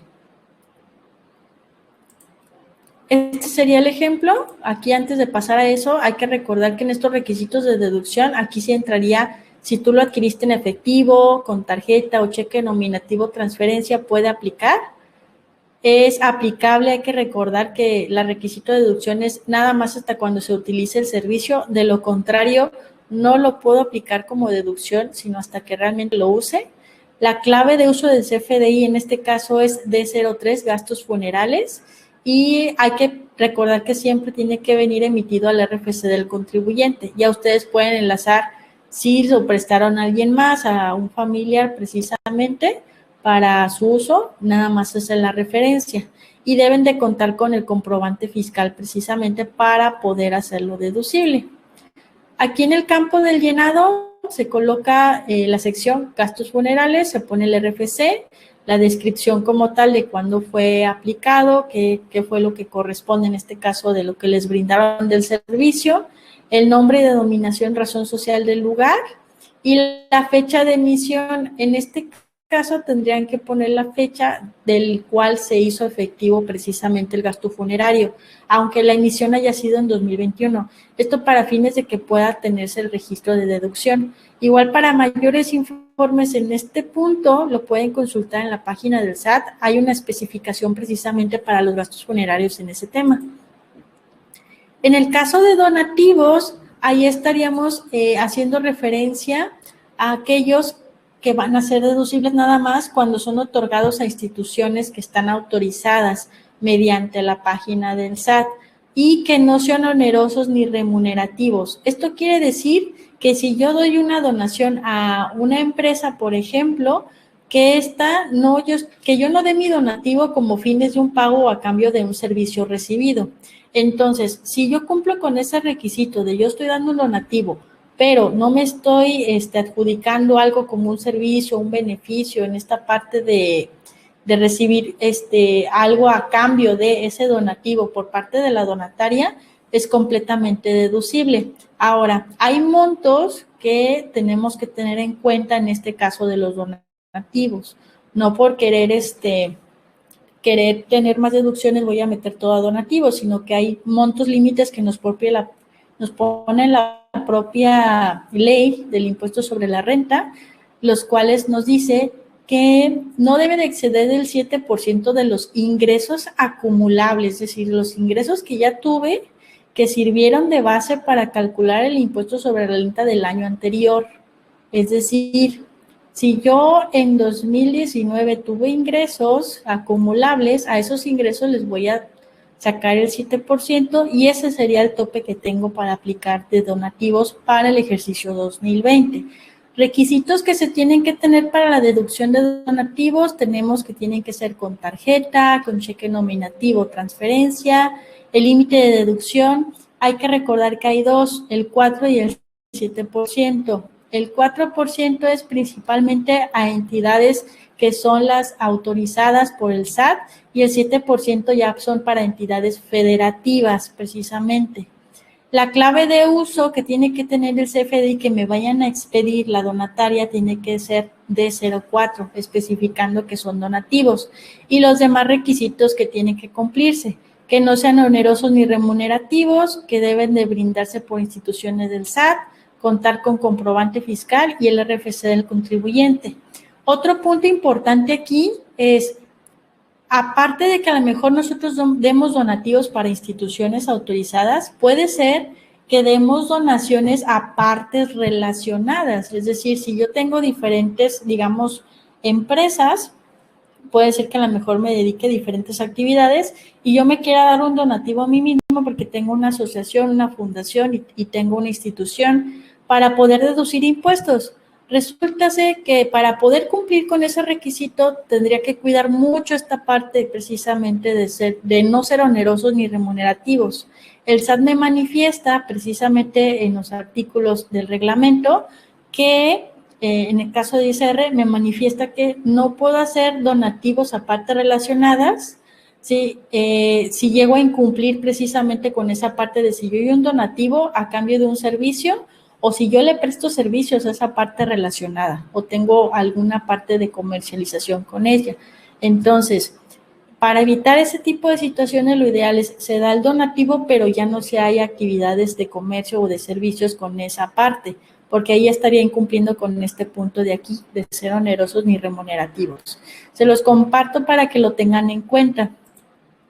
¿Cómo sería entonces el llenado de los donativos? Es muy sencillo, se pone el RFC de quien te emite precisamente ese donativo, la descripción de qué consiste, el nombre, denominación social de la donataria y la fecha que se emite y el importe total. Vamos ahora a ver a los intereses reales. Los intereses reales van a venir registrados precisamente en las constancias de retenciones de intereses que emiten comúnmente las instituciones que ofrecen créditos hipotecarios. Los intereses reales devengados y efectivamente pagados por créditos hipotecarios destinados a casa habitación, contratados con el sistema financiero, en este caso puede ser Infonavit, Foviste, entre otras, se pueden hacer deducibles siempre y cuando el crédito otorgado no exceda de 750,000 unidades, es decir, las UDIs. Aquí les pongo el importe de cuánto es el monto máximo para fines de que puedan ustedes ver si ustedes tienen un crédito que excede de este importe, entonces los intereses no pudieran ser deducibles. De lo contrario, pueden entrar a hacer deducción. ¿Qué necesitamos de requisitos? Precisamente ver si fueron efectivos, fueron realizados con la clave de uso de CFDI de C5, que dice intereses reales efectivamente pagados. Esta es la clave que tienen que usar al momento de que les expidan el CFDI por el caso de intereses. Tiene que venir a nombre del contribuyente, contar con su constancia de intereses. Esto les va a ayudar mucho para saber qué importe es el que tienen que registrar. En un momento les voy a mostrar en la siguiente diapositiva cómo es que se ve una constancia de intereses, tanto de Foviste y de Infonavit, para que las puedan identificar. Y ahí viene muy detallado cuáles son los intereses reales devengados o pagados. Recordar que no exceda de 750,000 UDIs. Hay que recordar que para este punto, las UDIs que voy a tomar en cuenta son las que son del 31 de diciembre del 2020. Las UDIs van cambiando día con día, el importe va variando. Entonces, la UDI al 31 de diciembre del 2020 es de 6 y fracción, lo cual esto se multiplica por 750,000 y es el importe que les coloco aquí para que lo tengan en cuenta. Y nada más aplicar los intereses reales que han sido pagados precisamente. No puedo colocar yo intereses que no he pagado, porque ahí ya estaría entrando precisamente en un conflicto de que estoy deduciendo algo que ni siquiera he pagado realmente. ¿Cómo se ve lo que son las constancias de retenciones? Aquí les muestro la de Infonavit y Foviste, así es como realmente es un ejemplo de cómo se les podría mostrar a ustedes. Estas se pueden obtener, cada uno los puede obtener en caso de que tengan créditos hipotecarios en la página que corresponde cada una. Comúnmente les piden un usuario y contraseña. Hay que registrarlo para que precisamente al solicitar la constancia para fines de declaración anual o constancia de intereses, les va a aparecer. Aquí, si se fijan, los intereses nominales devengados, intereses pagados en el ejercicio, intereses reales pagados en el ejercicio. Este de 18,175 es el que tendría que tomar para fines del anual. Y aquí ya me pone los datos fiscales para precisamente yo registrar qué entidad me los está emitiendo. Acá en el caso de Foviste tendría que ver también el mismo concepto. Aquí tenemos los intereses reales pagados en el ejercicio, que son 9,652. Esto es el dato que tomaría y precisamente es lo que voy a registrar en lo que es mi declaración anual. Cuando ya voy a registrar los datos, si ustedes seleccionaron, por ejemplo, que tienen actividad de arrendador, les va a aparecer esta pestañita. Posiblemente, aunque no la seleccionen, les vaya a aparecer. Y esta es una advertencia a los que tienen actividad de arrendamiento. Los que tienen voy a acercarlo un poco más para que lo podamos ver. Dice, si usted es arrendador de bienes inmuebles destinados a casa habitación y eligió deducción opcional, es decir, la deducción ciega, la del 35%, o bien incluye los intereses reales pagados por préstamos utilizados para compra, construcción o mejora de dichos bienes dentro de sus deducciones comprobables, no podrá deducir estos mismos intereses como deducción personal. Y esto se entiende porque no puedo aplicar dos deducciones al mismo tiempo. No puedo tener deducciones autorizadas y aparte deducciones personales del mismo concepto porque estaría haciendo una doble deducción. Ahora, aparte, si yo decidí como arrendador aplicar la deducción opcional, es decir, lo que le conocemos como deducción ciega, que es al 35%, entonces ahí no pudiera yo meter este concepto porque ya en la deducción ciega se está considerando como parte integrante de lo que son los intereses. Que partiendo ya después de esta advertencia, nada más le daríamos a aceptar y nos dejaría entrar a esta parte, a esta sección. Aquí colocaríamos entonces tipo de deducción, intereses reales efectivamente pagados, el RFC del emisor, el interés real que veíamos en el documento, la descripción, el nombre, razón social, y en este caso de crédito derivado de fideicomiso, tendríamos que saber aquí si es de fideicomiso o no. En caso de que no sea de fideicomiso, tenemos que colocar a qué fue el crédito destinado, si fue a adquisición, a construcción, a remodelación o a pago de pasivos, que serían precisamente cualquiera de estos tres en su conjunto. Algo importante, este que estamos viendo aquí de monto deducible es precisamente aquello que yo puedo aplicarme. Más adelante, cuando veamos el cálculo, van a entender un poco de por qué a cada rato me pone este letrero de monto deducible, porque como les mencionaba, todas las deducciones vienen topadas siempre lo que es a los ingresos anuales al 15% o a 5 UDIs elevadas al año, y esto va a tener mucho que ver. Vamos ahora con las aportaciones complementarias o conocidas como aportaciones, lo que son la FORE. Aquí, para deducir esas aportaciones complementarias de retiro y aportaciones voluntarias realizadas directamente a tu subcuenta, es decir, a tu propia cuenta, siempre que cumplan con los siguientes requisitos. Uno es el requisito de permanencia. Si tú no permaneces en esta parte de la FORE, entonces se estaría incumpliendo con esa sección y ya no pudieras hacerlo deducible. Aquí necesitas tener este sentido de pertenencia. Otro punto importante es que son deducibles las aportaciones que son destinadas exclusivamente para ser utilizadas cuando el titular llegue a la edad de 65 años o en los casos de invalidez o incapacidad para realizar un trabajo personal remunerado de conformidad a la ley del Seguro Social.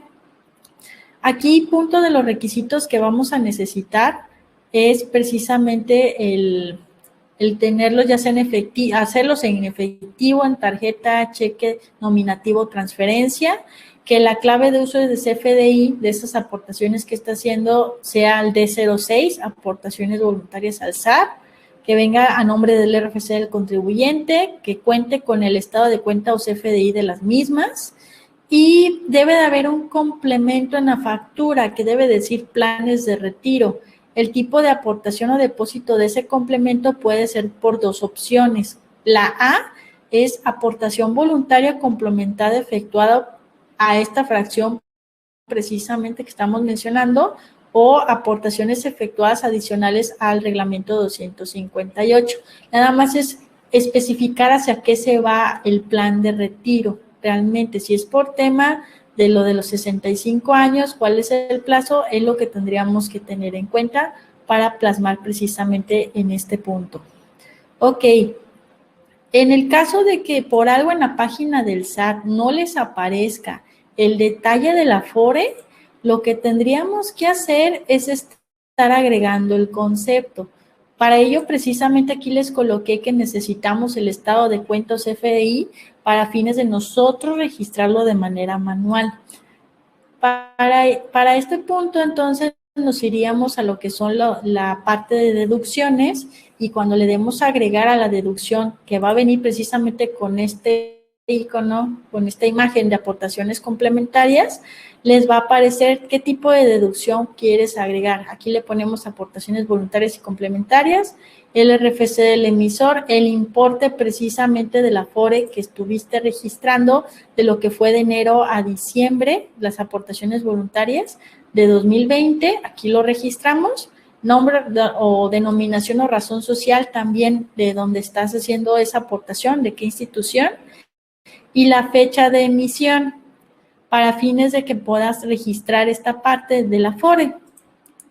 Vamos por primas de seguros y gastos médicos.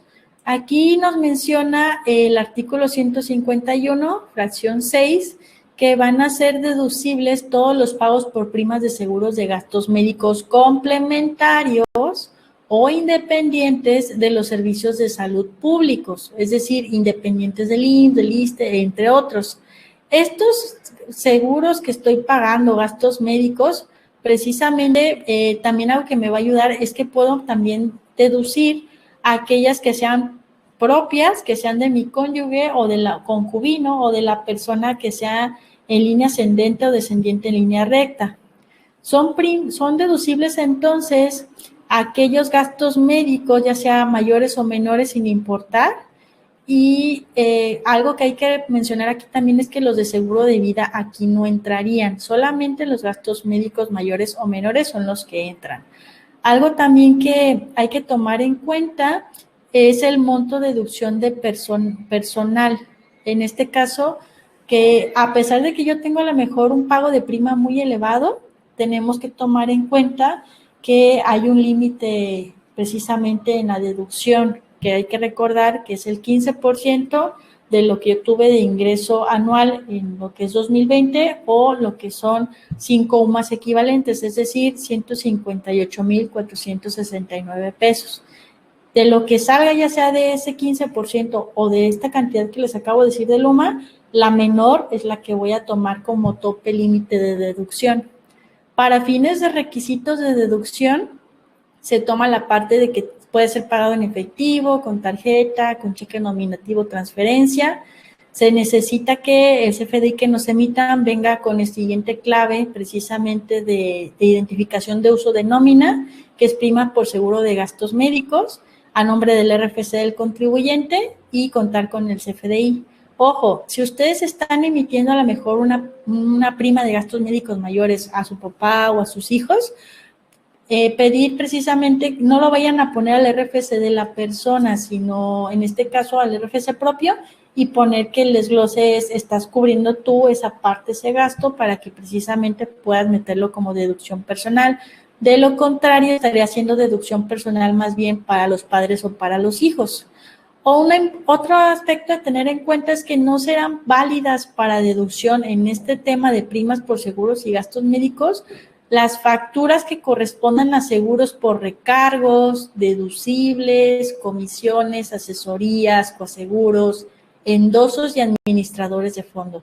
Ellos no entran para esta deducción, sino nada más aquellos que son complementarios o que son independientes en temas de salud. Nada más. ¿Cómo hacemos el llenado? Igual el mismo esquema, tenemos que poner aquí primas de seguros, el RFC del emisor, el nombre, el importe y la emisión. Recordando que aquí en la descripción hay que tener en cuenta que no tienen que ser estos que vienen aquí, tiene que ser realmente por tema de lo que son gastos médicos complementarios para que pueda ser deducible. De lo contrario, si ustedes le ponen esa descripción que les mencionaba que no hay que poner, esa deducción en automático se vuelve no deducible. Vamos ya en tema de transportación escolar, ya casi pasando un poco más de la mitad de deducciones personales. Y para entender un poco aquí el tema de transportación escolar, tenemos que son deducibles nada más aquellos pagos destinados a gastos de transporte escolar, descendientes de línea recta, es decir, los hijos. En caso de que, no sé si por tema de la pandemia hubo varios que no utilizaron el transporte escolar, pero si llega a ver la situación en que alguien tuvo esta situación de que sí requirió aún así el transporte escolar, hay que tener en cuenta que este tipo de, digamos, de gasto tiene que estar de manera obligatoria y debe de estar registrado en lo que es el gasto de la colegiatura. Es decir, no es como opcional decir, resulta que mi transportación escolar es optativo, pero yo por fines de deducción sí lo tomo, sino que realmente este transporte escolar se cobra en general a toda la comunidad, en este caso los estudiantes, y por ello precisamente se cumpliría con este requisito de ser una deducción personal. Ahora, para fines de la deducción, ¿cómo va a funcionar? Tiene que ser realizado el pago con tarjeta, con cheque o con transferencia. De lo contrario, si lo hago con efectivo, el pago de transporte escolar, que nos brinda en este caso la institución, el colegio, no lo pudiera deducir. Tiene que ser en estos temas de requisitos, de lo contrario no me va a funcionar. Otro punto importante es que en el uso de CFDI tengo que tener en cuenta que diga gastos de transportación escolar obligatoria. Precisamente aquí ya nos hace hincapié de que no es opcional, sino que la propia escuela es algo que nos pide como condicionante para estos términos. El RFC contribuyente, contar con un CFDI, y en el CFDI debe de tener un complemento. Ese complemento va a venir precisamente qué tipo de alumno está usando el transporte escolar, ya sea que si son 2 hijos, 3 hijos, tenemos que tener identificados quiénes son los que están cubriéndose en ese importe. Tener precisamente en el CFDI separado el monto que corresponde a transportación escolar, porque hay una cosa que es colegiatura y otra que es transporte escolar, y ahorita más adelante voy a pasar a las colegiaturas. Pero aquí en gastos de transportación escolar tenemos que tenerlo distinto, es decir, ellos me tendrían que poner en la factura la definición de 0.8 para gastos de transporte, y más adelante vamos a ver la de colegiatura, tendría que tener su propia nomenclatura para poder ser deducible. Aquí, ¿cómo sería el llenado? Se fijan, nos pide un poco, nada más nos pide la forma de pago, a diferencia de los otros. Se llena el RFC, en este caso de la entidad de la escuela, el nombre, la fecha en que se emitió esa factura, el importe y la forma de pago. Esto lo voy a tener que estar colocando por cada una de las facturas que estuve teniendo durante el ejercicio. No nada más que vaya como sumar la cantidad y ya registre todo, sino que tengo que estar colocando de una por una para que el SAT las tenga registradas. Esto siempre y cuando la página no las tenga ya precargadas. Como les mencionaba, las facturas ya me las debe de tener precisamente enlazadas en la plataforma, y en caso de que no, las podemos entonces nosotros registrar, siempre y cuando estemos muy seguros, pero muy seguros de que tenemos el CFDI. Y para ello yo les recomiendo precisamente lo que veíamos al principio, descargar los XML de todo lo que hemos recibido, y eso lo podemos hacer en la página del SAT, en lo que es facturación electrónica, con su RFC y su clave CIEC pueden ver precisamente y descargar los comprobantes fiscales digitales. De lo contrario, si yo estoy seguro que sí pagué, pero no hay un CFDI emitido como tal de la escuela, entonces ahí tendría que hablar con la escuela precisamente y preguntar dónde está ese CFDI, porque es un requisito que realmente nosotros podemos aplicar aquí, y para ello necesitaríamos el darle seguimiento a ese tema.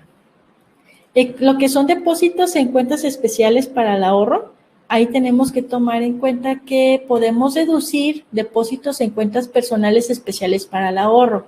En este caso hablaríamos como de los fondos de ahorro. Pagos de primas de seguros para retiro que tengan como base planes de pensiones relacionados con la edad, jubilación o retiro o adquisición de acciones en sociedades de inversión. Un monto que nos pide precisamente que no debemos de exceder en este tema de depósitos para cuentas especiales para el ahorro son 152,000 pesos, considerando todos los conceptos que mencionamos aquí. Es decir, si yo tengo pagos de primas y aparte una cuenta especial de ahorro, entonces sumaría esos dos y tendría que ver que no sobreexcedan de este importe. Si excede, entonces no pudiera ser deducible el excedente. Ahora, este monto no significa que como tal lo voy a aplicar al 100%. Precisamente vamos a ver que hay límites, hay topes en las deducciones para que lo tengan en cuenta. Debe de cumplirse el requisito de permanencia precisamente de lo que es las cuentas personales de ahorro, y en caso de incumplimiento de la permanencia como tal, de quedarte a lo mejor ahorrando 3 meses y después te sales, ahí se incumpliría con este requisito y por lo cual ya no sería una deducción que pudiéramos aplicar. Necesitamos entonces que esta sea pagada con tarjeta, con cheque nominativo o transferencia. Si lo hicieron en efectivo, en este caso no es deducible, de acuerdo a lo que nos establece el artículo 185 de la Ley del Impuesto sobre la Renta. Este que les comparto aquí y se los recalco aquí es muy distinto a los anteriores. Los anteriores, si se fijaban, todos van relacionados con el artículo 151 en distintas fracciones, pero son parte de los requisitos de las deducciones personales. Pero este en especial es un estímulo fiscal que ustedes pueden precisamente aplicar para gestionar una deducción adicional. ¿Cómo se llena? Es el mismo parámetro, RFC, el importe, el nombre y la fecha de emisión. Y colocar nada más aquí en tipo de deducción, depósitos para cuentas para el ahorro. Vamos entonces ahora a las colegiaturas. Las colegiaturas también es un beneficio que nos dio un decreto emitido en el Diario Oficial de la Federación el 15 de febrero del 2011, el cual nos dice que podemos nosotros como personas físicas el poder deducir los pagos de colegiaturas en instituciones educativas privadas, siempre y cuando tengan validez oficial o en este caso tengan REOE, para fines de validar que son instituciones con validez oficial en sus estudios. Tenemos diferentes niveles de deducción según el nivel de escolaridad de cada, por así que de cada hijo o persona que está acudiendo a este tipo de instituciones. Entonces, tenemos que en el caso de preescolar, tenemos 14,200, primaria 12,900, secundaria 19,900, profesional técnico 17,100 y bachilleratos equivalente a 24,500 pesos. Ahora, en caso de que, por ejemplo, uno de nuestros hijos haya optado de que a lo mejor el año pasado de estar en primaria pasó a secundaria, aquí la duda que puede surgir es cuál registro, si la primaria o la secundaria o ambos. Y aquí la ley nos establece que voy a tomar el que corresponde al monto mayor. En este caso práctico que le estoy diciendo así muy rápido, sería la secundaria de 19,900. Ahora, si tengo más hijos, en este caso, que no sea uno el que estoy aplicando el caso, sino que son diferentes, que tengo 3 hijos, por decir así, entonces, según a cada nivel de cada uno es lo que tendría que estar aplicando, pero también teniendo en cuenta que como todo hay topes, a lo mejor voy a tener uno de primaria, que son 12,900, otro de secundaria y otro de primaria. Esos importes los tengo que tener identificados. Y según la limitante del parámetro de las deducciones, veo si me puedo aplicar todo en deducción o no, porque puede ser que el importe de uno sí entre y el otro no, porque ya estoy topado en el límite de deducciones. ¿Qué requisitos tengo que tener para poder aplicar esta parte, este beneficio como deducción personal? Lo que son que fuera pagado con tarjeta o cheque nominativo o transferencia. Este es un requisito indispensable. Si lo hice en efectivo, en automático, esto ya no es deducible. Clave de uso de CFDI de los pagos por servicios educativos de colegiaturas. Aquí se fijan, ya me lo define. Entonces, el DES-IES es el que tiene que venir como uso de CFDI. Si a ustedes por algo les dieron el CFDI como gastos generales, que comúnmente suele registrarse así, en teoría deberían de registrar o hablar con la institución, llámese colegiatura o cualquier otra de las que estábamos viendo anteriormente, a que les cambiaran el uso de CFDI. La cosa está que como ya estamos en 2021, muchas no van a querer porque ya hicieron su cierre e incluso ya presentaron el anual de personas morales. Hay una resolución miscelánea que precisamente nos ayuda a defender este punto de que si son gastos generales, aún así, si no estoy cumpliendo con este punto, se puede aplicar. Se los comento porque en caso de que ustedes en alguna deducción por no cumplir con este requisito de uso o tipo de CFDI les estén negando su devolución, pueden apoyarse precisamente en revisar la resolución miscelánea donde hable precisamente de que los gastos generales, pues como tal no es un requisito que te pueda limitar en esta parte, ¿no? De recibir tu donativo, tu devolución para fines de impuestos a favor. Hay que registrar el RFC del contribuyente, contar con el CFDI, hay que recordar que lo que vale es el XML para fines de que pueda deducirse. Y la CURP va a ser necesaria para, no del contribuyente, sino la CURP de los hijos, de los que están en la colegiatura, para fines de identificar quiénes son los que precisamente están en primaria, en secundaria y a quienes se les está aplicando este decreto. No es deducible en tema de colegiaturas si se destina el pago a cubrir el costo si no se destina este pago de colegiatura para precisamente costo de educación del alumno. Es decir, Si yo estoy pagando cuotas de inscripción o reinscripción, eso no entra para deducción. Solamente los servicios educativos es lo que entra. Y cuando se reciban becas o cualquier otro apoyo económico para pagar el servicio de enseñanza, esa beca que ustedes le están dando no va a ser deducible. Por lo cual, ¿cómo vamos a poder hacer deducible esta parte? Si a mí me dieron una beca por un decir de 10,000 pesos en el caso de primaria, a estos 12,900, entonces tendría que ver precisamente cuánto es el importe que yo pagué, que son 10,000 pesos, ¿no? De la beca. ¿Cuánto es el importe que tengo que pagar total de toda la escuela? A lo mejor son 20,000. Entonces, la beca me cubre nada más el 50%. Si yo pago el restante, que son los 10,000 pesos, entonces sí me pudiera aplicar la deducción nada más de lo que yo pagué. No voy a considerar la beca porque es completamente independiente. Para ver cómo se llena en este punto, tenemos precisamente el tipo de declaración, el RFC, el importe, el nombre, la fecha de emisión, la forma de pago. Ojo, aquí aunque nos pone efectivo, no, si lo hicieron efectivo, ya sabemos que no va a ser deducible.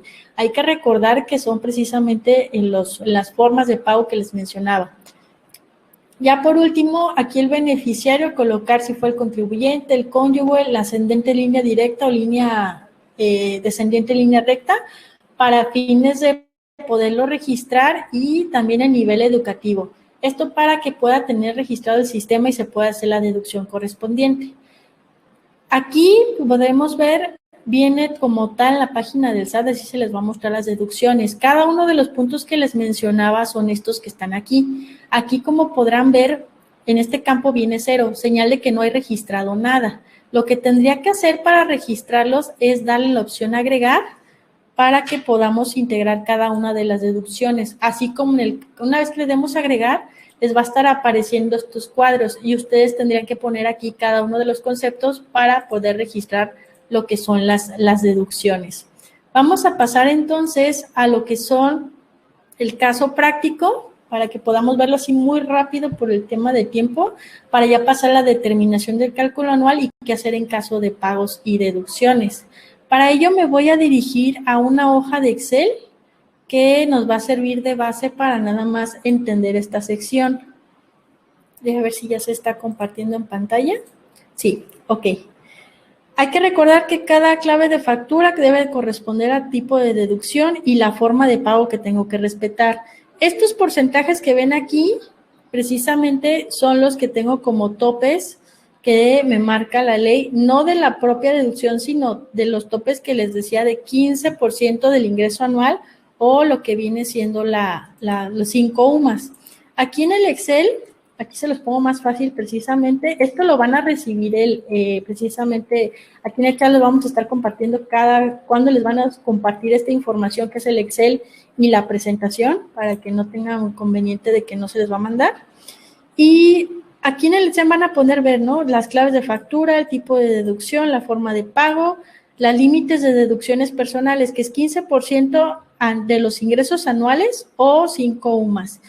Las colegiaturas también, cuántos los importes de tope. Y ahora sí, para entender esta parte del monto total a deducir, que en la página del SAT se los va a colocar. Vamos poniendo un caso práctico. Aquí ya tengo uno precargado.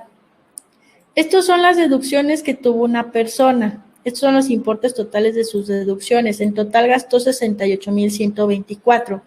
Pero de esto no se va a poder deducir todo. Vamos a ver por qué. Para saber cuál es el tope de sus deducciones, tengo que irme a saber cuánto fue el ingreso anual que percibió, es decir, cuánto ganó de enero a diciembre del 2020.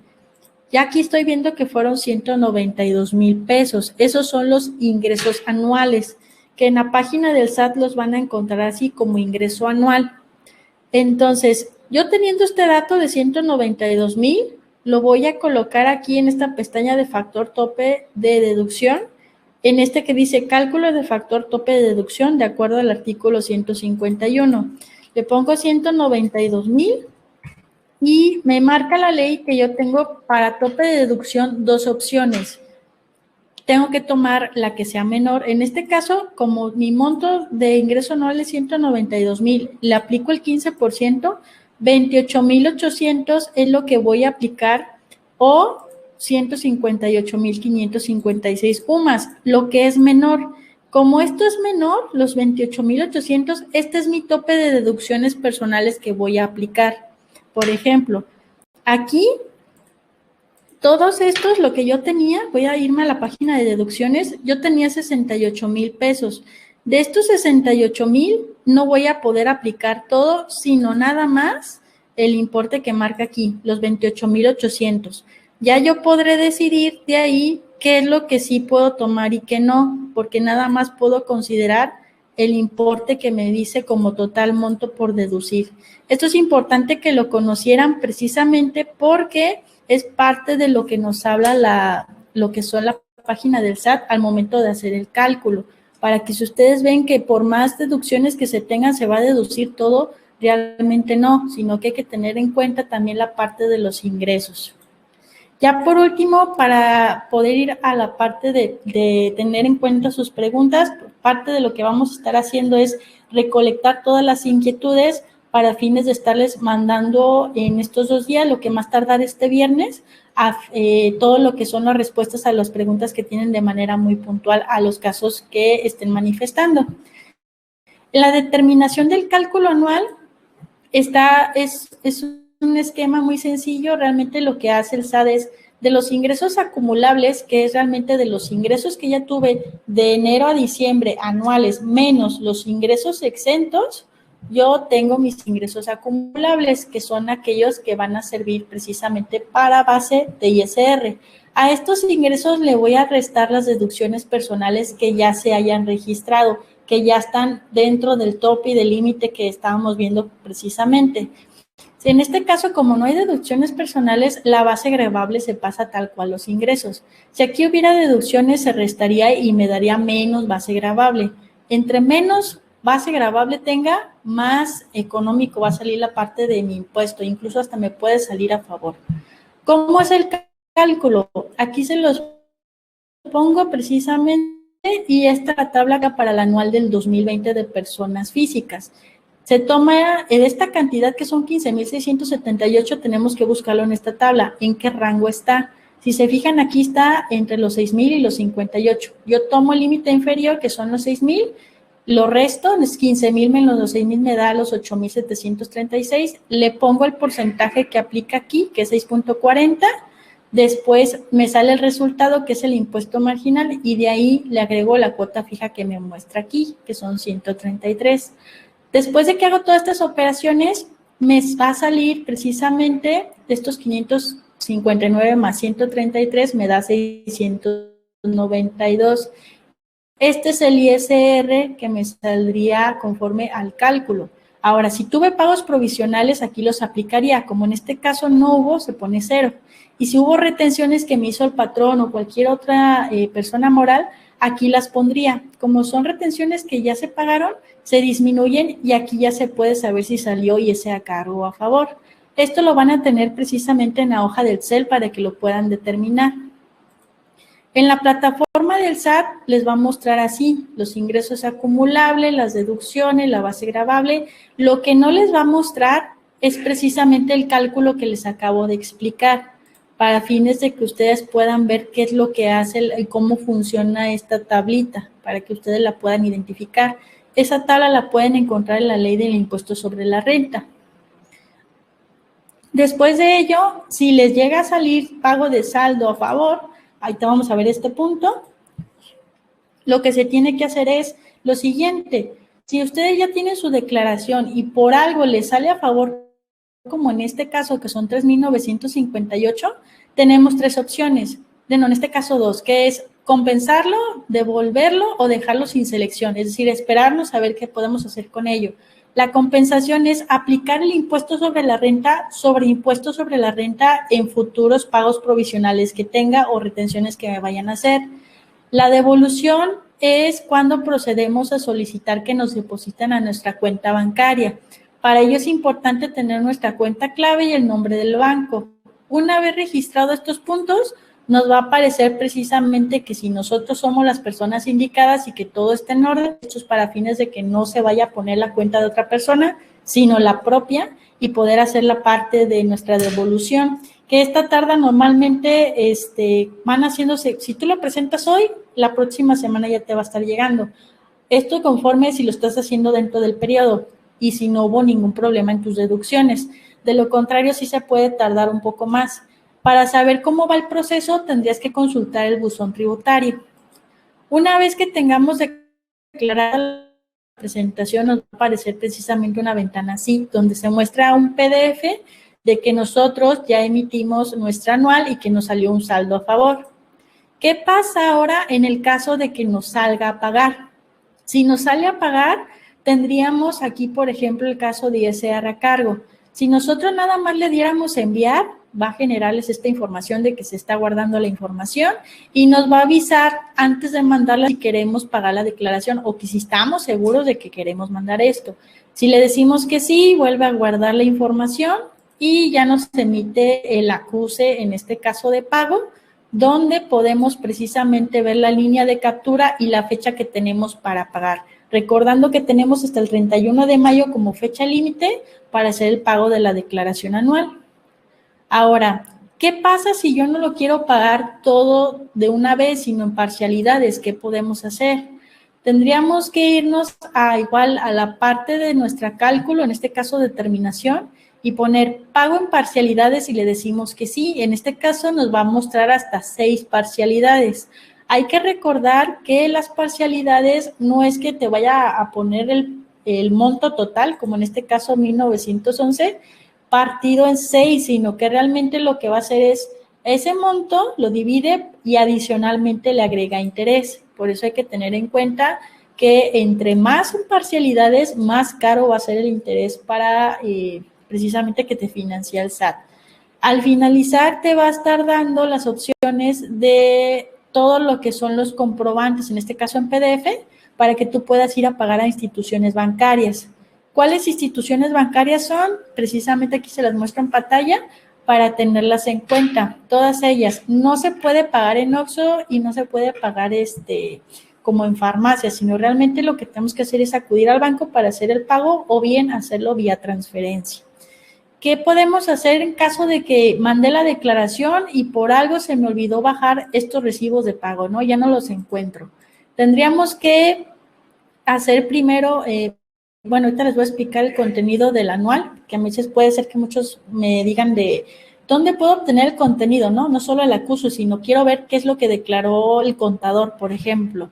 Aquí tendríamos que meternos otra vez a declaración anual, colocar nuestros datos y nada más colocar aquí, por ejemplo, 2020, en este caso, y buscar. Cuando esté buscando el sistema, les va a aparecer el PDF. Una vez ingresando, les va a aparecer todo lo que concierne al PDF de contenidos para fines de que lo puedan descargar y lo puedan revisar de qué fue lo que declaró la persona. Y estos son los puntos que principalmente tendríamos que vigilar al momento de la declaración anual. En el punto aquí de cómo obtener de nuevo la declaración, en este caso los pagos, hay que ingresar de nuevo a la declaración en acuses y ahí les va a aparecer precisamente todo lo que es la información. Y ya por último, cedo el micrófono a Oscar. Eli, muchas gracias. Gracias a todos por acompañarnos. Realmente ha sido una sesión muy interesante. Bueno, ante todo agradecerte a ti y a todos quienes han acompañado. Recordarles que Sermex Consultores somos distribuidor máster de Compaqui. Y bueno, nos enfocamos en la comercialización, la implementación y la capacitación de los sistemas de Compaqui. Hablando de la declaración ahora anual para personas físicas, pues es de gran ayuda el contar con una herramienta como Compaqui Contabilidad para facilitar el proceso, ¿no?, de llevar el registro contable de la empresa. Eli, por último, nada más quiero recordar a la audiencia que vamos a compartir la presentación al correo electrónico con que se registraron. Vamos a incluir las preguntas que aporten valor a todos. Vi algunas que son de situaciones particulares y bueno, de repente quisiéramos responderlas. No es posible hacerlo casos particulares. Si nos permites, Eli, en la presentación al final compartimos tu correo electrónico por si alguien con algún tema muy particular se quiere poner en contacto contigo, lo pueda hacer de esa manera, ¿sí? Nuevamente agradezco la atención a todos y Eli, gracias por este webinar tan interesante. Gracias a todos ustedes y recuerden, de verdad, mándenos agradezco mucho que nos hayan mandado sus preguntas, vamos a estar atendiéndolas en este par de días y con todo gusto, si requiere mayor información, contáctenos aquí en Sermex Consultores. Los invito a que vayan a ver sobre todo los contenidos que tienen en su plataforma, son muy buenos para que podamos aprender más del tema. Gracias, Eli. De hecho, la repetición de esta grabación va a estar en una landing page que mandaremos el vínculo dentro de este correo que les llegará al email con que se registraron. Gracias a todos, que tengan buena tarde. Hasta luego.